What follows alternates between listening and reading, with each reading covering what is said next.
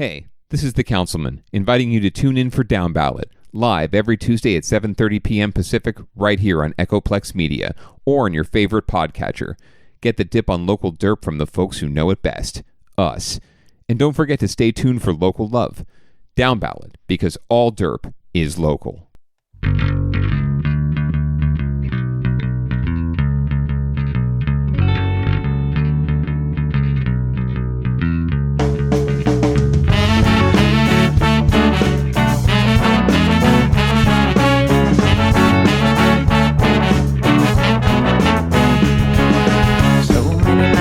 In this world, cesspool of kindness and ethical blindness. So please excuse my sarcastic tone. I'm a bit underwhelmed by the sample shown.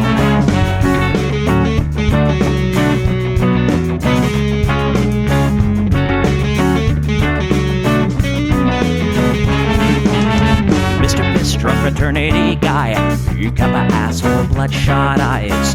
Get drunk and fight every night. Idolize Bradley, belittle women's rights. Homophobic, racist, and don't give a fucking hey. Do you think you can drive a bigger truck? So wear your baseball cap to decide to let everyone know that you're a nice guy. So cool, we're so impressed.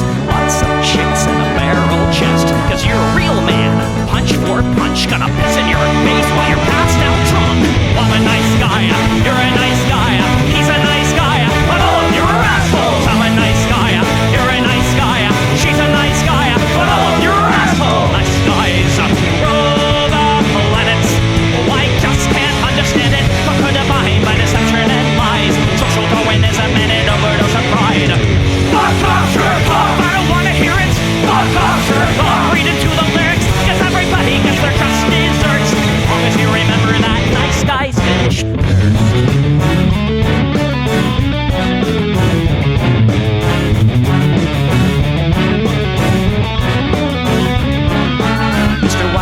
You're next on the list. Such a nice guy who speaks through his fists. Prick with a penchant for messing with heads. A broken nose for dinner and breakfast in bed. Alcoholic, paranoid, and suicidal too. But you'll probably kill her before she gets away from you. She rolls in a pool of blood and cry.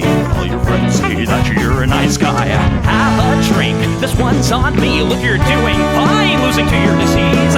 Comatose, I'll pack your bags. Bury you in my catch, read and gag. I'm a nice guy, you're a nice guy. We're all nice guys, but all of you are assholes. He's a nice guy, she's a nice guy. Hey, Tom Bone's a nice guy. All of you are assholes. Nice guys rule the planet. The fundamental put a body by deception and lies. Social Darwinism and an overdose of pride. Fuck off, jerk off. I don't wanna hear it. Fuck off, jerk off. Read into the lyrics. So let the parties will quench your thirst. As long as you remember that nice guys finish first.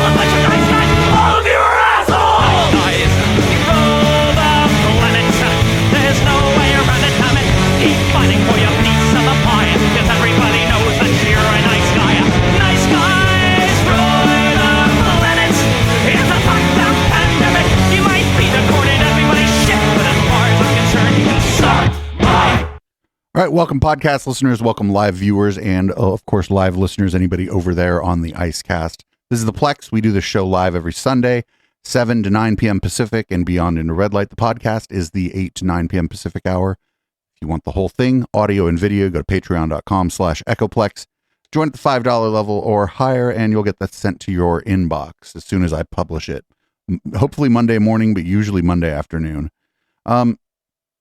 You can find this podcast on any podcatcher. If you're checking it out on Spotify or Apple Podcast or whatever, make sure you're following it. And follow us on Twitch, twitch.tv/EchoPlex Media. This right here, this is what the people want. police officers, they've gone insane. I don't hate the cops. There's a person inside when the truncheon stops. Oh, don't hate the cops. Oh, when the raiders come, who will protect the shops? Don't hate the cops. They're a sensitive bunch if you don't stop throwing your rocks. Snap, crackle, pop is the sound of a taser. Your body drops. Don't hate the cops. Oh, don't hate the cops. Don't hate the cops. Oh, don't hate the cops. Like your local police, 'cause they don't do nothing wrong like your local police. Got rid of the corruption and the racism is gone. They've been keeping the peace, keeping homeless folks out of the parks and malls. Got a cure for your social disease. Follow the law, don't hate the cops. Follow the law, don't hate the cops. Follow the law, don't hate the cops. Follow the law, don't hate the cops. Follow the law, don't hate the cops. Put your hands above your head and show you're not afraid. I'm the fairest judge that your skin color's gonna get. And if you die before the sun comes up, the paperwork will take forever. Well, it might have worked out a little bit better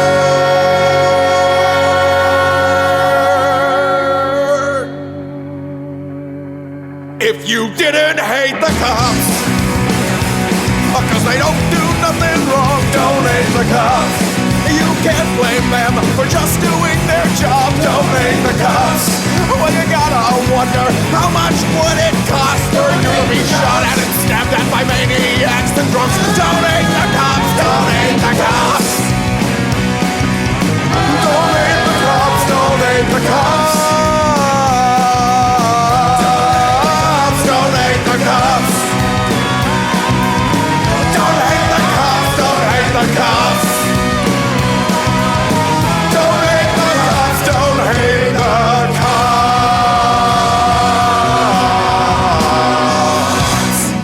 So we're going to start off tonight with Sore Loser Lake doing more Sore Loser shit. This is her on Real America's Voice, the Steve Bannon's network. I don't know exactly whose show it is on because I don't watch the clips before we do this show because it would be boring if I had already seen all the clips.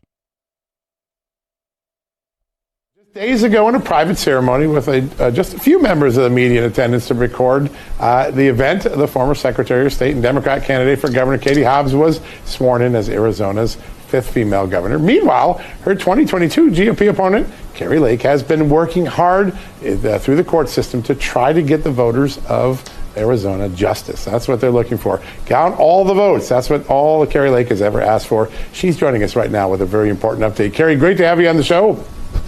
It's really good to be here. I was like, wait, what happened? And she's just on the phone, like audio only or whatever. I was like, why isn't she talking? Note actually that the media was not invited. They had one photographer that was invited to the swearing in.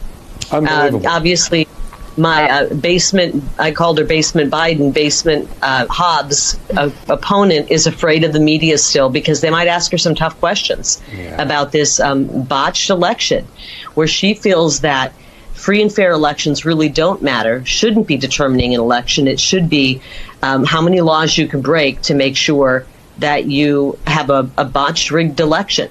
And that's exactly what we had in Arizona. And that's why I'm fighting it. Yeah, you are. And you said you would fight it, and you have lived up to your word. I want to ask you about the latest request to go right to the Arizona. I guess it doesn't matter that she's been ineffective and people have been laughing at her the whole time. At least she's fighting. Supreme Court. Tell us why that's important.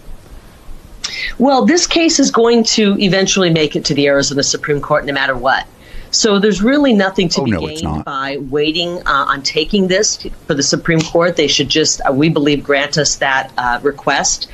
Right now, the appeals court has filed our appeal. We filed our appeals brief on Friday, New Year's Eve. We're really pleased that the appeals court has set briefing schedules, and then they have put on a schedule a date for like this graphic they have of the phone. Like look at this very high tech phone. They've got a Lincoln on it. It's got 5G waves coming off of the phone. This is pretty impressive. Possible oral arguments for January 24th, but. As I said, there's really no reason to put this on the appeals court when no matter what happens, this will end up with the Arizona Supreme Court. And so we're asking. So she's like, actually, you just need to let me skip one of the steps that you have to skip when you do this. Just let me skip the steps. I just want to go. I need to talk to the district manager immediately. I need to speak with the CEO. The Supreme Court of this state to take this case up. The governor is not duly elected right now. Right now, Hobbs has not been duly elected, and this must be resolved as quickly as possible. So we're asking them to allow the skipping over the appellate portion of the court system and go directly to them. And we have very strong arguments. We will win on the merits. We will win on the evidence when they take a look at it. Carrie, for those who attend swearing-in ceremonies, I don't think that people typically think of the part where someone swears allegiance to and commitment to and adherence to the Constitution. They don't typically think of that as a laugh line, but that's what it was for Katie Hobbs, allegedly. She laughed when she got to that part of her swearing in. Oh, she laughed at the Constitution. For the lack of seriousness with which the Arizona elections were handled, at least on her part. Your thoughts? You know, she refused to even conduct herself professionally in front of the media during the campaign process. She didn't debate. She didn't debate her Democrat. All she had to do was shut up because you crazy. Like, that says a lot more about Kari Lake than it does about Hobbs, right?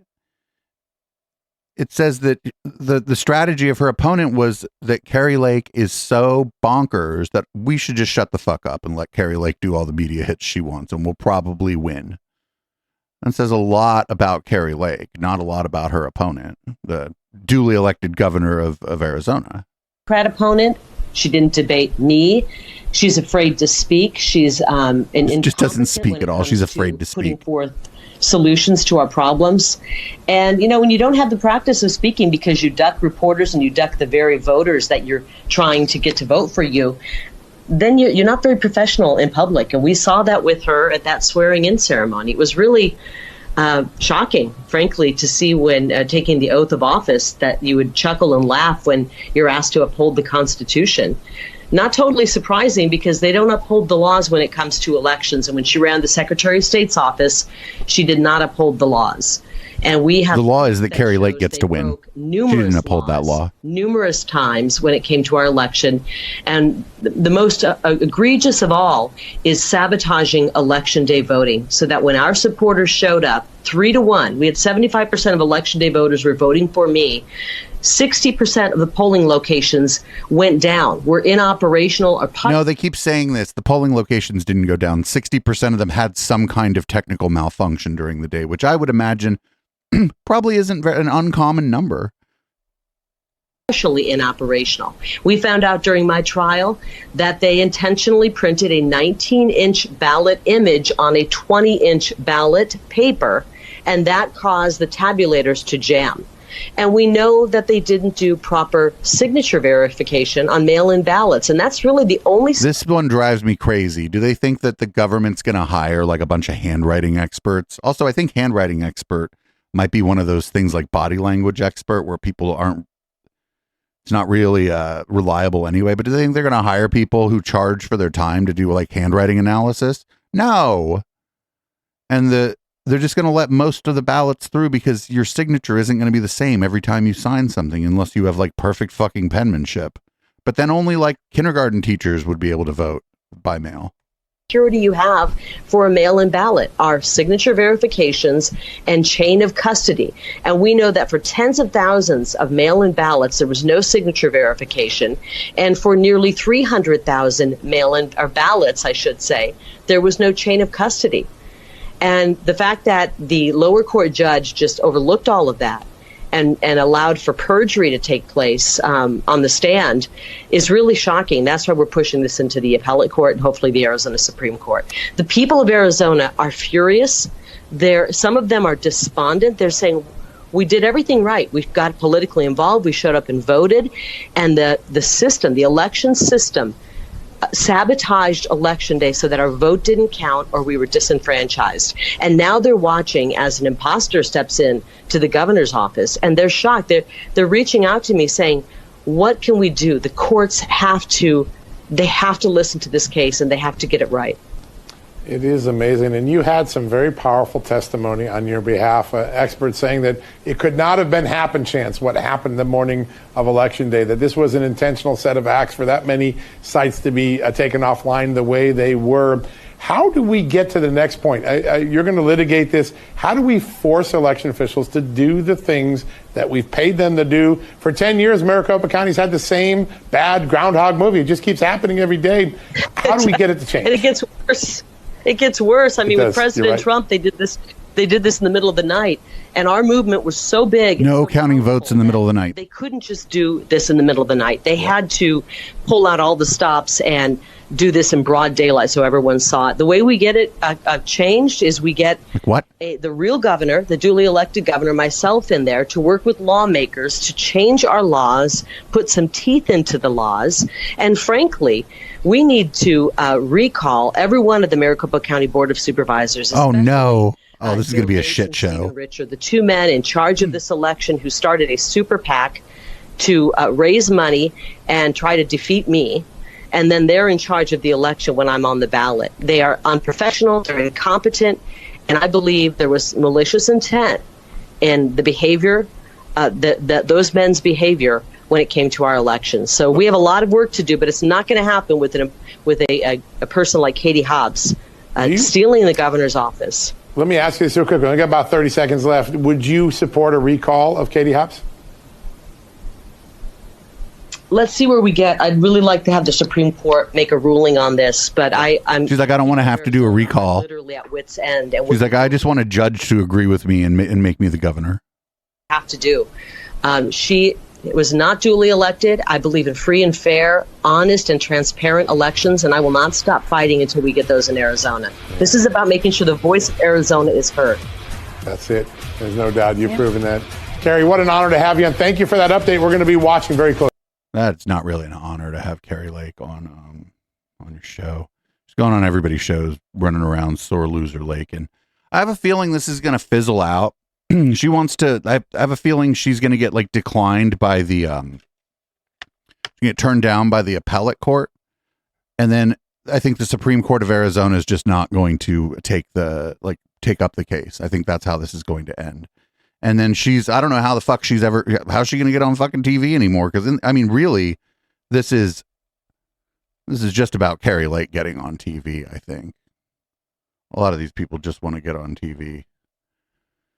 So up next is they should just, when your flight gets canceled because of the weather, the federal government should just send a fucking bus and just take you where you're going.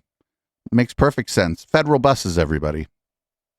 If they were illegal immigrants stuck at the airport, buses would have showed up. It's true. The United States government would have found airplanes to fly them at night to get them where to go. So, and the same thing with the blizzard. Where were the federal agents? Where was Mulder and Scully? Where was Mulder and Scully? Where were the federal agents?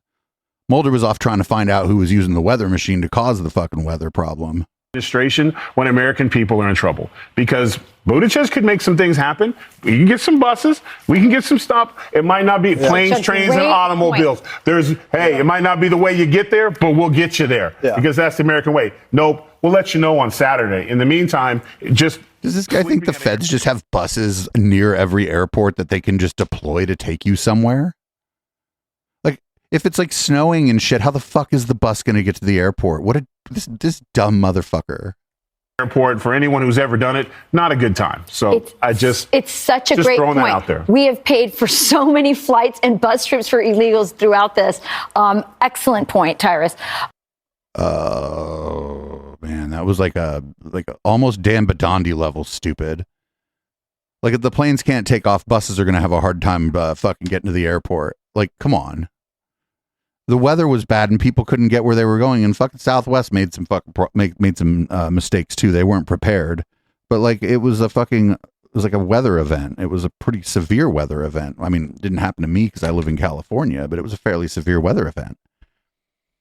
Unfortunately, though, the cancellations are still happening, which I don't understand. Maybe maybe a bunch of their equipment got damaged because they weren't prepared. I don't fucking know. Southwest has been pretty quiet about it.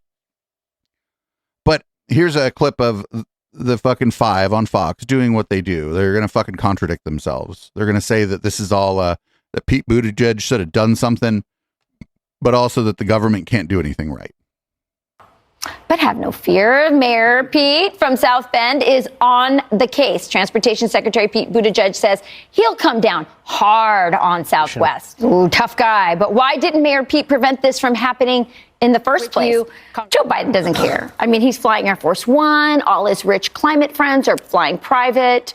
What can the government do anyway? That's what's going to happen. That is usually the government solution, just spend more money. You make a great point. They could have, upgraded their own system. They had the money to do that. At the same time. But I thought the federal government spends too much money. You don't just like fucking push it's not like running a Windows update. Like if you have to upgrade systems, that's expensive. Katie, the government put some really awful mandates on the airline industry, and a lot of people left the industry because they were forced out because of mandates, and it created shortages. So the government creates these problems and then gets mad and postures when things aren't going right. However, these calls for the government to come in and do something to change this problem, especially with someone like Pete Buttigieg, who couldn't even fill potholes in his town where he was mayor, I think that he will make it worse. So it was President Reagan who... So they want the government should be doing something, but also the government's completely incompetent, can't even fill a fucking pothole. So actually what we don't want is the government to do anything. What we want is a time machine so we can go back in time and get rid of government regulation that supposedly caused this. I think that's where we're at right now.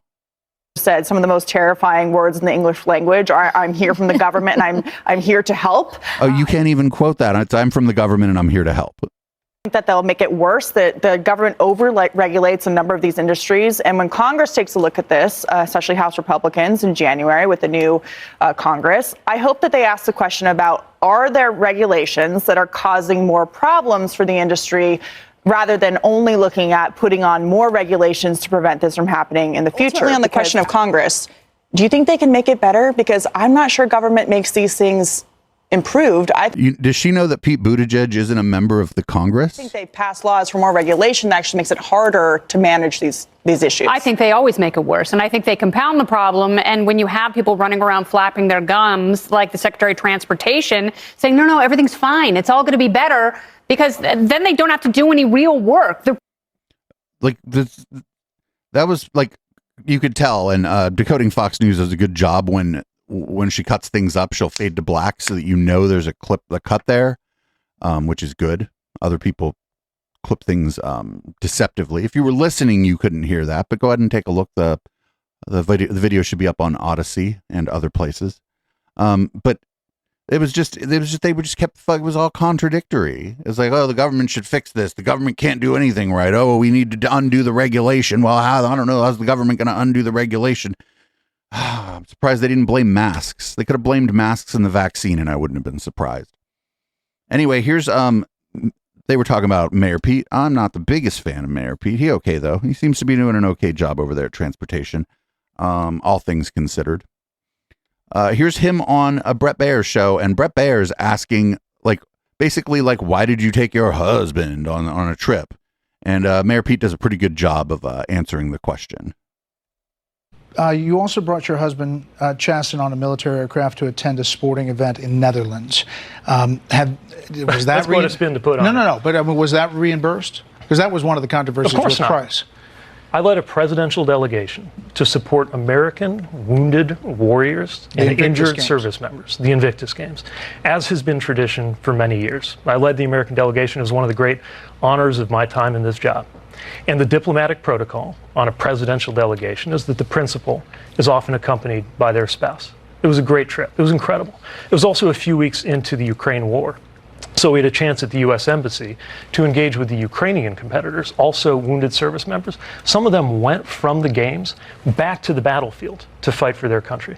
I also took the opportunity to sit with the Prime Minister of the Netherlands to look at port infrastructure, Dutch port infrastructure. But here's what I want you to understand.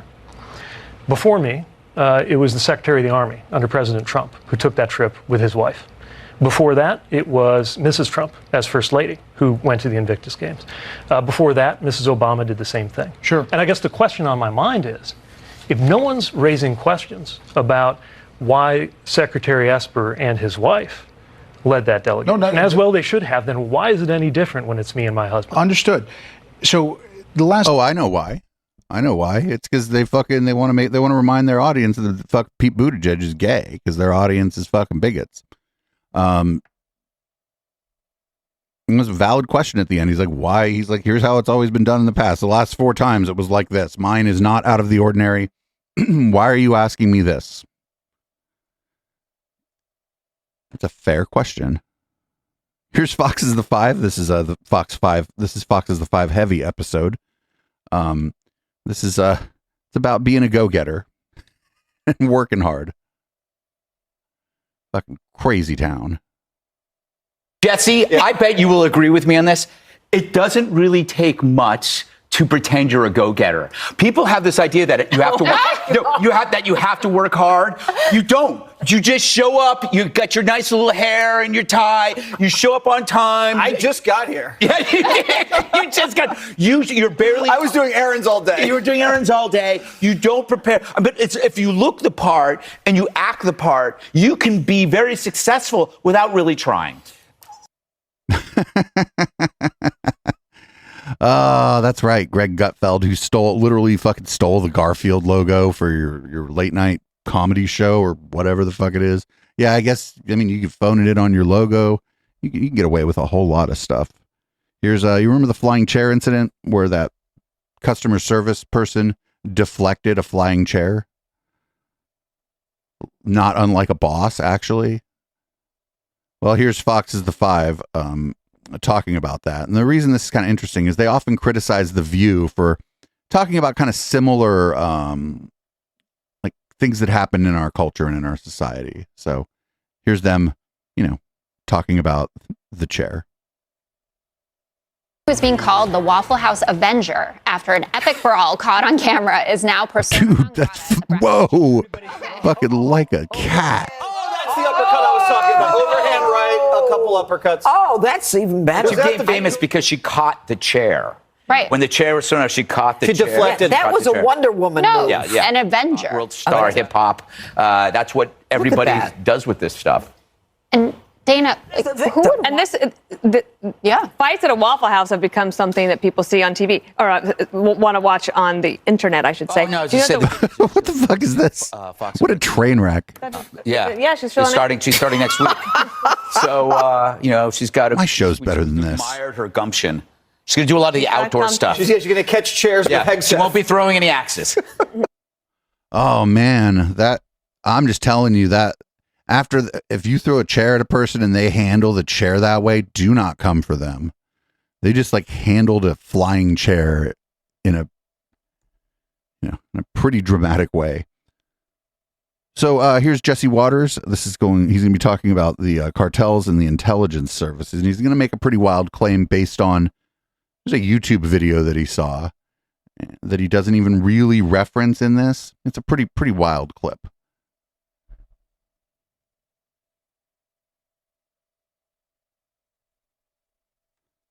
What do you mean? This thing's having a sad. Oh, there it goes. Okay. Twitter, not working the best as far as using it as a video player during this show when it just has to work the first time. Not doing so hot. Anyway, here's Waters talking about the intelligence services and the drug cartels. Tell me if this is a coincidence. When Trump built a wall on the border and then threatened to designate the cartels as a terrorist organization, the FBI and CIA did everything it could to help Biden beat him. What? Are the cartels off limits? Kind of seems like it. Is the CIA working with the cartels? Yeah. I mean, short. This is Waters Proof, an unidentified man from a YouTube video. Notice the chyron simply lists him as journalist. In this clip, he offers no real proof of anything. I could find a number of videos on YouTube about the flat earth, lizard people, or that this man is John F. Kennedy Jr. So Waters, if you're going to make a claim that bold, you better back it up. Yeah, I mean, short answer is yes. They are. Yeah, man. Yep. Fox. That's actually weird for Fox. They don't usually just say whatever somebody said on a YouTube video. Even Waters doesn't usually do that. I wonder what's going on over there. Here's Tucker Carlson going full on died suddenly. I don't know if anybody saw that trash fire of a documentary. But here's Tucker, doing his impression of it. What don't we know? Well, what we don't know could fill volumes, starting with why Damar Hamlin had a heart attack on a football field. Well, he got hit really hard in a chest by another football player. We do not know the answer, and there is no way to know the answer. We're not going to lie to you and pretend we do know the answer. But that has not stopped many others from lying to you. We know the most likely answer is that it was due to trauma. Hamlin was still lying on the field receiving CPR when self-described medical experts in the media, people with no demonstrated medical ethics at all, effectively witch doctors, decided to use his tragic, life-threatening injuries an opportunity to spread still more propaganda about the COVID shots. It could not have been the shot, they told you. Shut up. Well, yeah, we're tired. Yeah, shut up. We're tired of this shit. Yeah, shut up. They don't know that. They don't know anything more than we know, which is effectively nothing. We can't say... Maybe he was poisoned before the game by a spy. It was the shot. We can't say it wasn't the shot. We don't know whether he got the shot. We don't know, and neither do they. So why are they telling you they know something they don't? Well, it's not the first time, of course. Like the answer is that it's like very unlikely that it was due to the vaccine, and it's most likely that it was due to trauma from being on the field, from what happened immediately before. And it looks like he's going to be okay. It looks like, well, maybe not okay. He may be, this is a serious injury, a serious medical problem, but it looks like the guy's going to live. So that's good. I'm glad that guy's going to live. Here we go. Here's more Tucker. This guy on Tucker is going for father of the fucking year here. Check this asshole out. Mr. Younger, thank you very much for coming on. Well, you watch that video and it just hurts. Yeah, I mean, it's the first iPhone video I ever took. And my blood ran cold when I realized what she had planned for that boy. And, it escalated to eventually she registered him in school as a girl. I had to shut that down. So the Capel School District began to secretly transition my son. I'd bring my son to school in boys' clothes, and they'd give him a dress and make him use the girls' restroom. What? And it even escalated further where she began to present him to the world as a girl. I lived under temporary orders from a court where I wasn't even allowed to tell my son that he was a boy, where I had to present him to the world as a girl. And, his twin brother got completely confused by all this. We wound up going to a 2019 trial where the courts gave me 50-50 custody and joint conservator rights to check her ability to transition my son. And the corrupt Democrat establishment in Dallas County transferred my case into the 301st District Court with Judge Mary Brown, and she never implemented the trial with a jury verdict, and through temporary orders, stripped me of all my parental rights and eventually allowed my ex to move to California right before, just a few days before, the sanctuary law in California went into effect. So I feel like there's more to this story. First of all, this guy's misgendering his own child. Like, even if you don't agree with this stuff or whatever, like, fucking be kind to your own child if you're going to talk about them on TV, for fuck's sake. But I feel like if the judge let somebody leave the state, something else is going on here. Because in custody disputes, even the nastiest custody disputes, even when one of the parents gets like less than, 30, like a third of the time custody or whatever, letting one of the parents leave the state is very uncommon. And so I just think there's probably more going on than what we got on that clip, and kind of maybe what this guy's telling the public.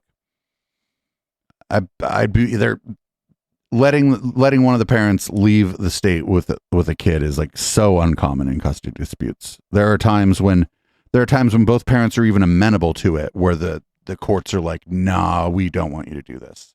It'll make it too hard for you to co-parent or whatever. So something else is fucking going on there, and we'll kind of keep an eye on it because that other shoe's going to drop. Anyway, here's Kirk Cameron. If you can imagine, Kirk Cameron doesn't like drag shows. Yeah, I mean, there is definitely a war being waged on childhood innocence. Why do you think that liberals, people who are part of this drag queen story hour and these kinds of performances that they're trying to gear it for kids, why are they targeting our kids in your view? You know, I think that most people just live out their worldview. I think they're probably being consistent with what they believe. And what I would like to see is for the family of faith to be more consistent with what we believe. If we really believe that children are given to us as parents, not given to the government, not given to public libraries or public schools that are run by the government, then we ought to be guarding their minds and then teaching them and creating the culture we want for them rather than complaining about giving them to others who create the culture we don't want for them. Yeah, there's no question about that. And the parents who take their kids to that are more responsible than the drag queens who are putting on the show, for sure. I want to talk to you about this because belief in God is now, according to polls, is at an all-time low. Nearly 20% of Americans don't believe in God. Kirk, I have a little theory on They're this. even short selling that number.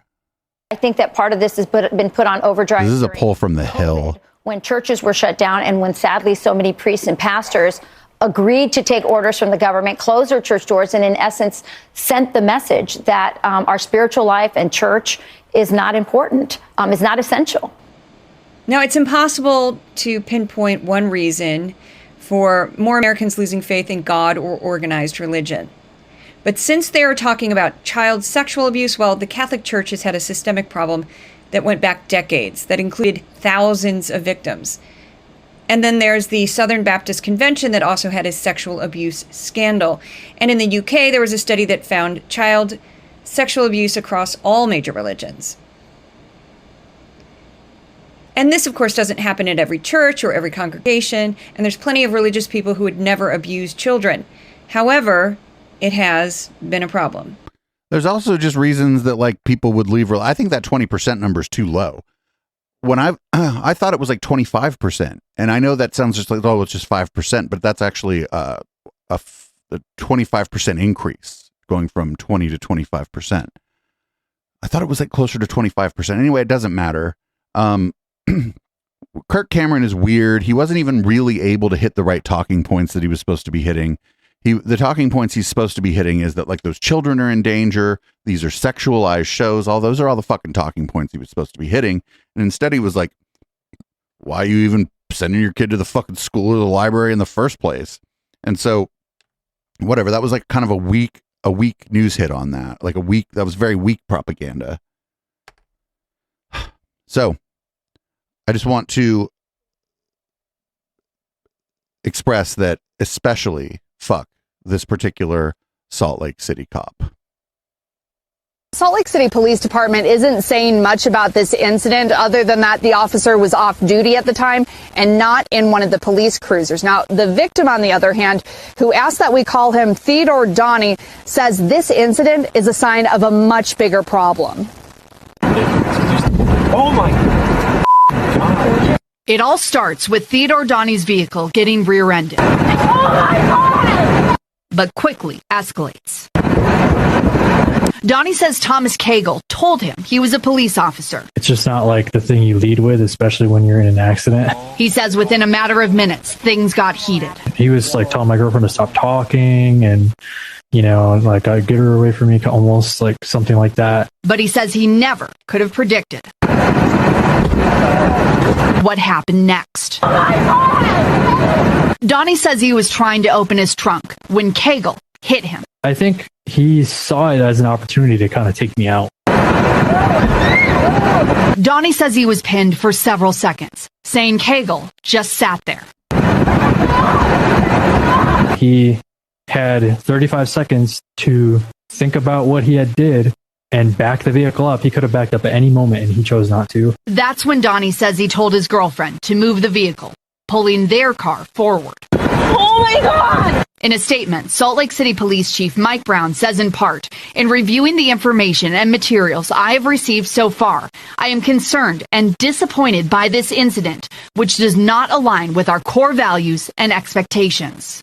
The institutions need to do a better job of vetting these individuals to ensure they're there to uphold the Constitution and protect us, not crush people's legs because they see an opportunity to do that. No, these are cops, dude. Those are cops. According to court documents, witnesses say Cagle was struggling to keep his balance and was slurring his words. And officers say he admitted to drinking before that crash. My God. The one thing the guy said at the end is, "Oh, the cops are supposed to be there to protect us." I was like, no, they're not. That's not what the cops do. Cops are not to protect and serve. Generally, they're there to intimidate and harass. So we got a good liars video, thankfully.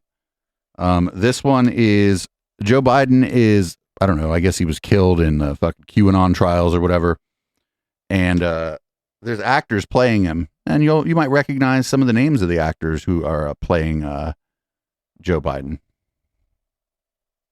You think Biden is not alive right now? No, the guy that's doing the stand-up job of trying to wake people up is an actor wearing a mask. I mean, there's several different people playing Joe Biden at this point.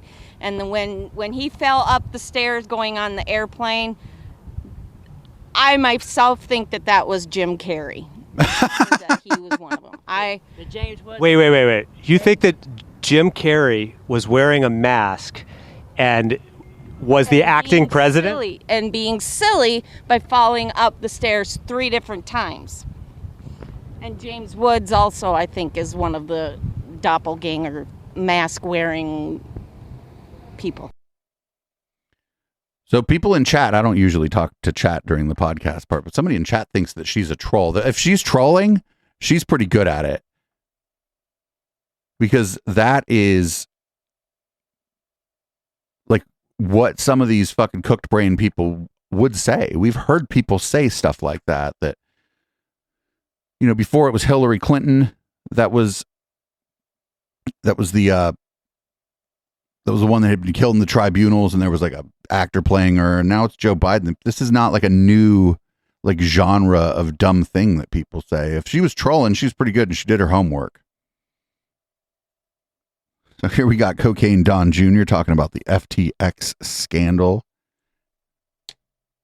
And they want to take those funds and donate them to leftist causes rather than giving them back to investors and all of that other stuff. But this is a person who was wrapped up in that scandal. She ran a fund that was involved in it. A close colleague of crypto king Sam Bankman-Fried, Ellison is now pleading guilty, saying she knew what they did was illegal. So she knew what they did was illegal. Well, yeah, that's what happens when you plead guilty and say, I know what I did was illegal. Yes. Good job, Don. But the Washington Post is still trying to make her into a victim. Okay, I mean, think about that. The Washington Post. She might have got manipulated by some. I don't know enough about the person he's talking about. She might have been, to some extent, manipulated by some of these people, and she's going to plead guilty and turn state's evidence in exchange for a softer sentence, because maybe the investigators, through like reading communications or whatever, could feel like she was manipulated by these people. And now the investigators are like, well, fuck, if she got manipulated by this Sam Bankman-Fried guy, we can also manipulate her.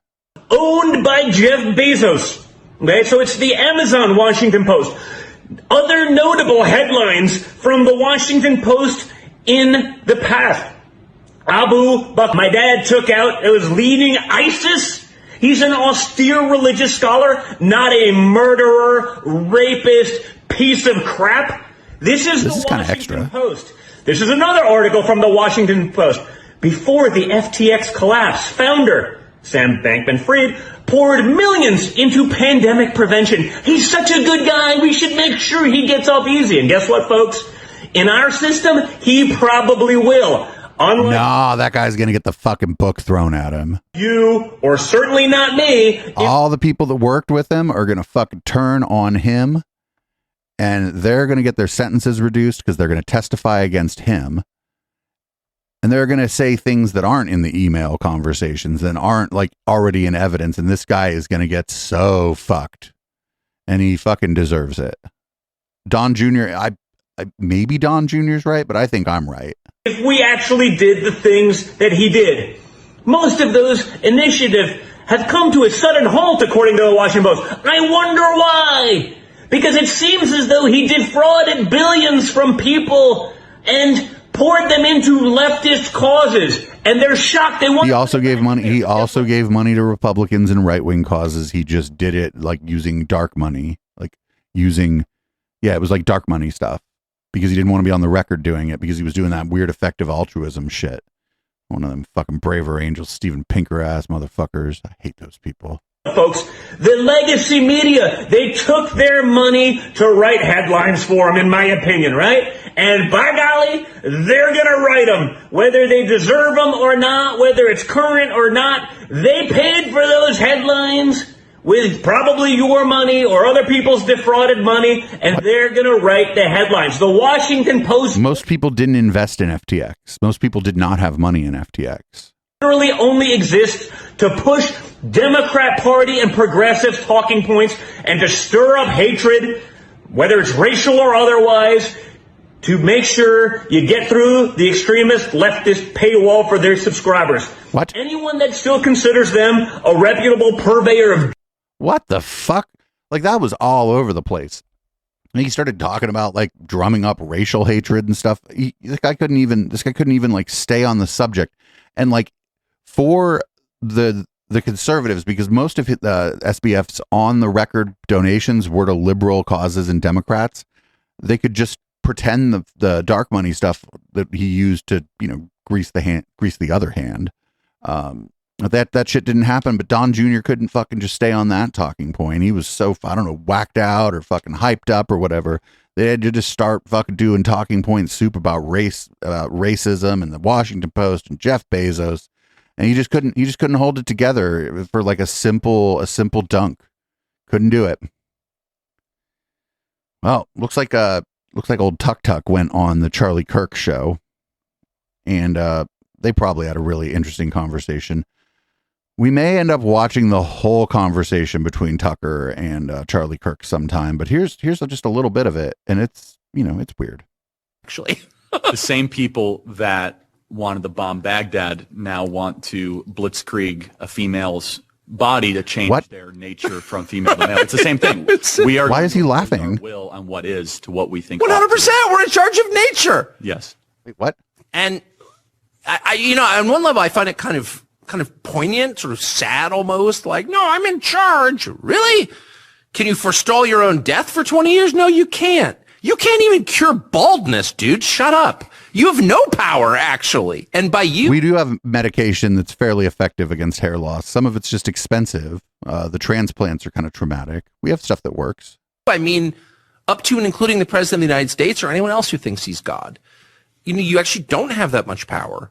And again, that's not like my opinion, and it's not even my wish. I wish people had more power to change the course of human events and to change nature, but they don't have any power, actually. So it's a question of whether you're going to acknowledge reality or not, and we're just all a lot better off when you do, I think. Oh, I don't know. I don't know if I want to watch that whole thing. It would probably be infuriating, but we may end up watching it during the post game tonight, or maybe even on the intellectual Dollar Tree. Who knows?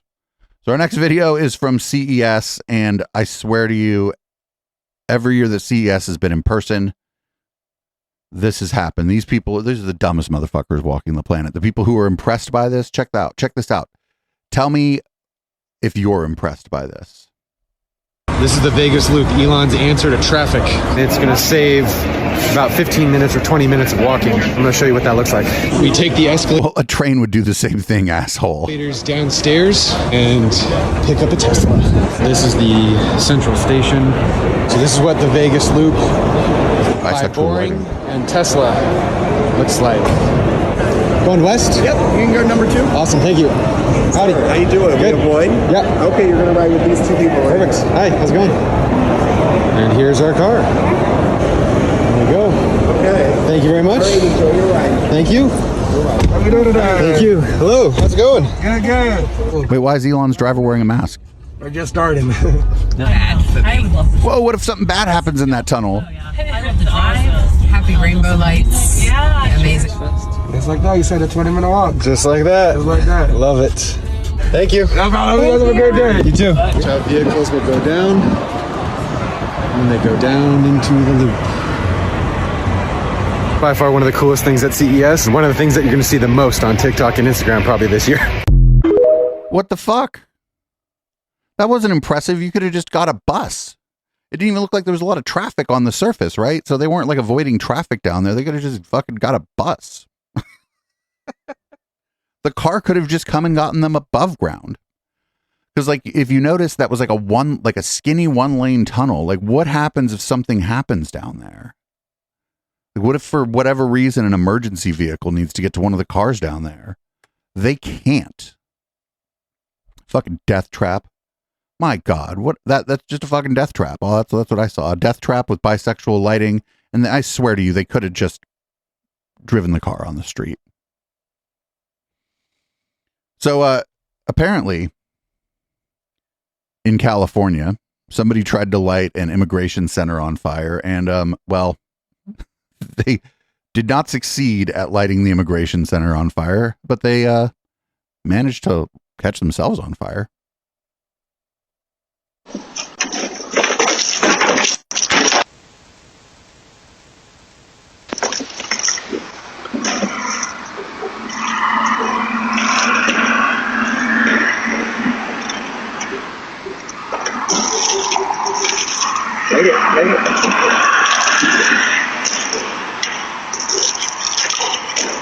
Hey, why are you standing? These people are stupid. They're like you're standing right next to the gas that you just poured.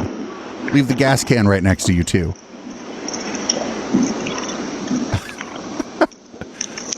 Thankfully nobody was hurt, and thankfully the fire didn't really catch the building. There's some damage to the building, but it you know.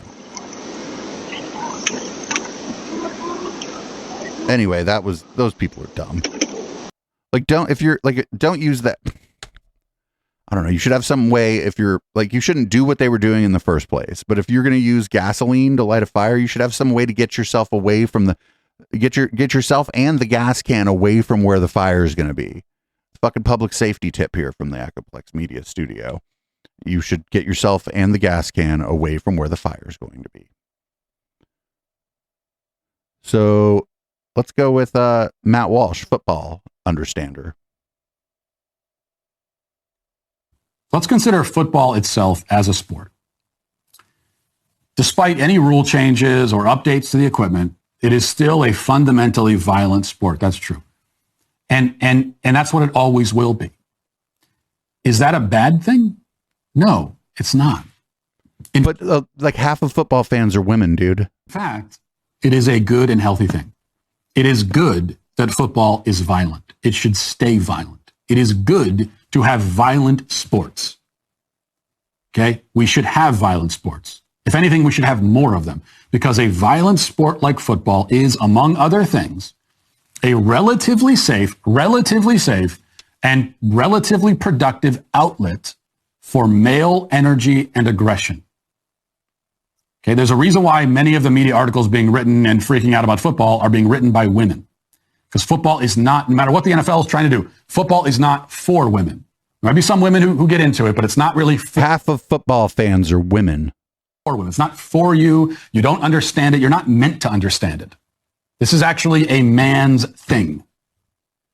You're wrong. Violent games have existed in every society going back to primitive times. They are a means of channeling and harnessing male aggression. He's just wrong. And a lot of the articles are there's a lot of people with CTE. Herschel Walker, who narrowly lost the election, seems like he has CTE, and that's from all them times getting the blows to the head, and that's not good for you. That doesn't make you tough. It fucks your brain up. And then, like, as you get older, your quality of life goes down dramatically. So I feel like it's not anti-football in any sort of way to try to find ways to make the sport safer. They used to not wear helmets, or they'd wear little fucking leather helmets and shit. They didn't have pads. People were breaking their bones and shit all the time. we go back to that? I don't think so. Here's more Tucker. This is Matt Taibbi on Tucker Carlson talking about the Twitter files. I didn't even read the Twitter files. Thought it was at the beginning of this story. In relative terms, Twitter is a smaller player. I mean, you have Facebook and Google that dwarf it in size. I mean, we've got to assume that those two companies are as penetrated as Twitter has been, don't we? Yes, and there's evidence for that. Certainly, we've seen that they had what they called weekly or monthly industry meetings with the DHS and the FBI, and those included a number of companies, including Facebook, in some cases Wikipedia, Pinterest. There were a whole series of companies that were included in these communications. How deep the penetration goes in those other companies, I can't say, but I do know that they had very close communications.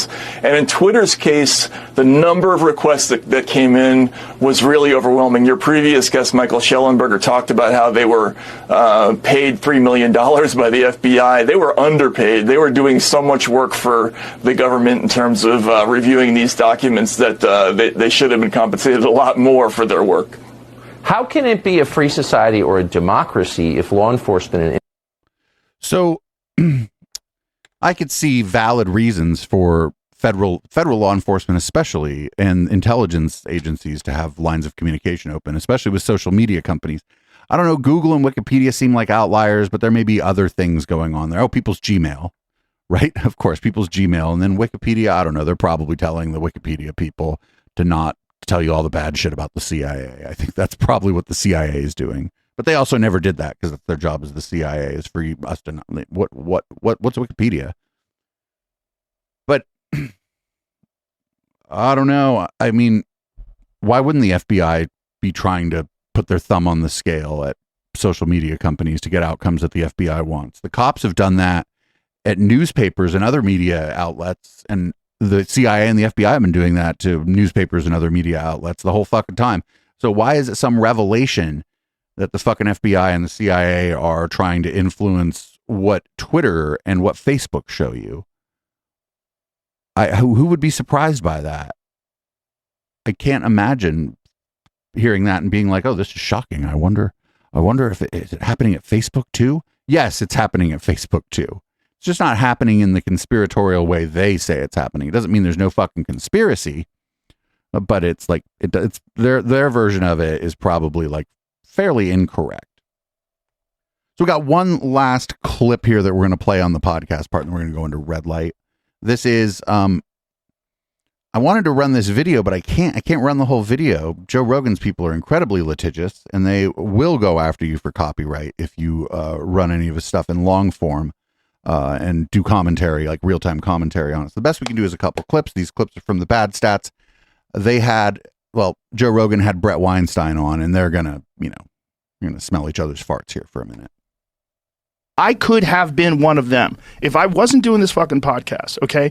If I was just a regular comedian and that's what I did for a living, and I didn't pay much attention to alternative media and podcasts that were discussing this, and people like Peter McCullough or Robert Malone or all these people that were sounding the alarm, if I was one of those people that didn't have the access to these kind of conversations, I would not have a nuanced perspective. And if I had gotten vaccinated and other people didn't, I would be like, fuck those people. I would be just like people I know. 100-to-1 Joe is up to date on his vaccines. Who I used to be friends with, who now hate me and are angry at me and talk shit about me online. And I forgive them because I would have been like them. If I had your kind of money, I'd forgive everybody for everything too. I didn't have the access to the kind of conversations that I've had, if I didn't have the kind of mindset that I have, that my personality that is just immune to bullshit.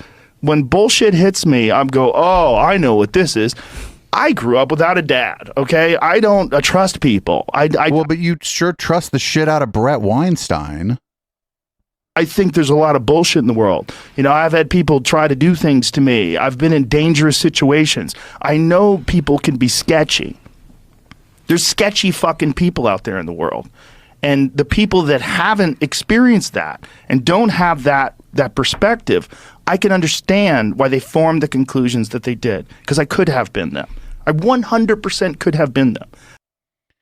But that's funny because he like has had like so many bullshit artists on his show and like just credulously believes what the bullshit artists he's had on his show say. He's not like bullshit doesn't just wash off him like water off a duck's back. He jumps in it. He jumps right in that bullshit. That's like his brand, is that no matter what kind of bullshit you come to him with, he's very, very likely going to just believe it. Or at least like act like you might have a point. And so here's Brett. Here's Brett talking about how that him and Joe have the strength to see through the lies on things like ivermectin. The Matrix, which we kind of are living in and kind of aren't living in, is a virtual reality. What? And when you and I have the experience of going and looking at somebody's Twitter page and it's like they literally live on a different planet where up is down, that's because they're experiencing a kind of virtual reality that is not the same one that we're plugged into. And I think, you and I are struggling to not be plugged into virtual reality. We're trying to retain a grip on actual reality, which is hard as hell in this. That is a wild thing to go on fucking a very popular podcast and say, is that the people who don't agree with you and me, they just actually live in a completely fabricated reality. But there are those who have, surrendered to the Matrix the way Cypher does in the film, right? They would just rather, not struggle against it, because what are they going to do? The Matrix was also an allegory about being trans, and these people don't like trans people, but I guess that's not super important here. I don't like this idea that that they think that basically the scientific or medical consensus, that the people who, because we're not able to research everything ourselves, right? So we eventually have to trust somebody, and they just basically saying that people who trust the medical and scientific consensus on what's going on with COVID or what has happened with COVID, or we're all living in a fake reality, like that the medical and scientific consensus that we believe in doesn't even exist.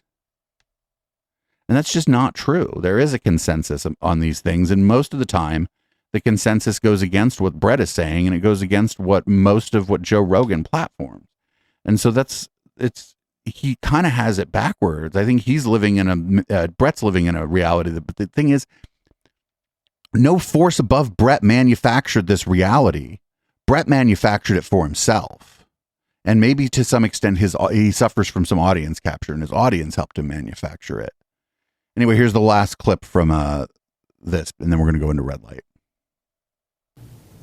More or less violently ejected out of my home tribe. Right, the left, and then your tribe was not the left before the fucking COVID. You were already doing culture war shit from the right. Embraced by many people who call themselves on the right, and I found a tremendous amount of goodness over there. People who share values that I recognize from home, right? But what I admire is that you still are the same person. You haven't, there's a few of us that have been ideologically captured by the other tribe, and they embrace it and then change their opinion on so many things, and done a complete 180, and it's audience capture, right? They're captured by these new people that have sort of embraced them. Oh, they're talking shit on Dave Rubin now. Changed their political philosophies and their social philosophies, and they've sort of abandoned a lot of the things that they grew up with. So they learned this shit from Sam Harris, right? Because Brett, whenever he talks about culture war stuff, he's going after the culture war from the right. And then he will say, oh, but I hold these other values that I just don't talk about on my podcast. And it's like, well, what the fuck am I supposed to think? Am I supposed to believe you that you say that you hold these other values that you don't talk about? Or should I just take you on face value of what you are putting out there, what you are saying, who you are talking to, who you are platforming, who you're lifting up, who you're praising? And I think that my version of that is better, and it's a better way to decide who's doing what and who's pulling weight for who. You might get it wrong sometimes, and Brett may very well still believe that he's a progressive. He might be for universal health care, though I don't think he would be now. universal healthcare would be fucking captured by the fucking same people who he thinks are living in an alternate universe or whatever. So I don't know what he means when he says that, oh, my tribe rejected me. No, you changed tribes, dude. Your tribe, maybe when you were at the university, when you were a professor there, maybe your tribe was like the left or the center left or whatever. I'll give you that. But then as soon as you left Evergreen, when you and Heather threw that big fit and went on that media tour, you started your side became like kind of right-wing culture warriors, sort of the remnants of like the skeptic movement, the kind of leftovers from Gamergate, the sort of anti-SJWs. That was your tribe. But then when COVID hit, you discovered that there was a bigger tribe out there that you could join and that you could get to join your Patreon. And it was the anti-vaxxers. Now that's your tribe. Sounds to me like Brett be fucking switching tribes depending on whoever's writing the checks. I mean, whatever. If your goal is to fucking get rich being a talking head, that's, I guess, a one way to do it. But man, just not having any integrity and just being such a massive piece of shit that even Sam Harris doesn't want anything to do with you. My God. Anyway, thanks everybody for tuning in. We'll be back with Red Light. I have some crazy stuff for the post game. If you want access to the post game, patreon.com/Echoplex, $5 level or higher. And of course, we don't actually paywall it. If you can't support with $5 a month, or you just don't want to, you can always email us, echo@echoplexmedia.com, and I will send you a link to the video and the audio. Because what kind of monster is going to paywall an MP3 over $5? We'll be right back.